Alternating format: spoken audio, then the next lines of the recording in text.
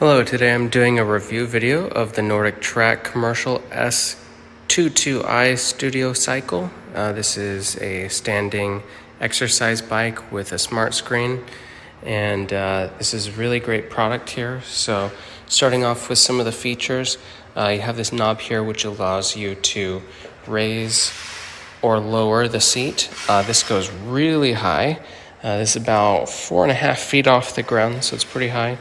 And one of the nice things is this bar is not round. So if you're all the way down at the bottom and you forget to tighten this, you're not going to have any of that side-to-side spinning if you're pedaling really hard like you do on some other exercise bikes. So this is really nice. Also, these are really high-quality pedals. These are like legit bike pedals, so you can put your feet in there. You don't have to worry about them slipping out if you're pedaling really hard. You have an emergency push-to-stop button right here in case things get a little too crazy. It also comes with a couple of weights, exercise weights. So if you want just some light arm workouts with these dumbbells, you can during your ride.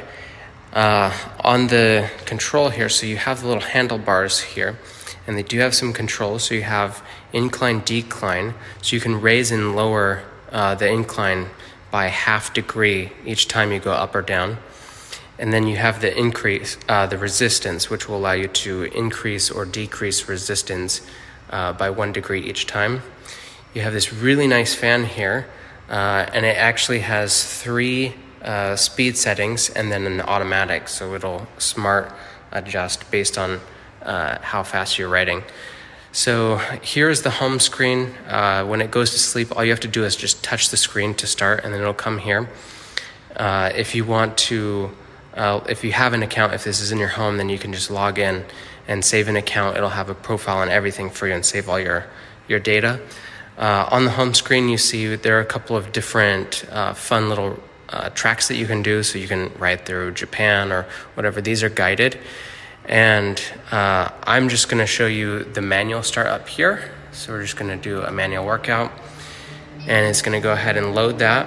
I'm not actually getting on the bike right now because the camera will be too unstable, but I'll show you how everything works. So here you have a warm-up phase, and it shows all your stats at the top. If you just cycle through here, you can see how some of your stats that you've got, some of the power, calories, etc. You can see the overall time.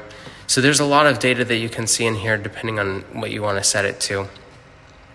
When you're done, you can actually end the warm-up earlier, but let me show you some of these buttons here. So the resistance,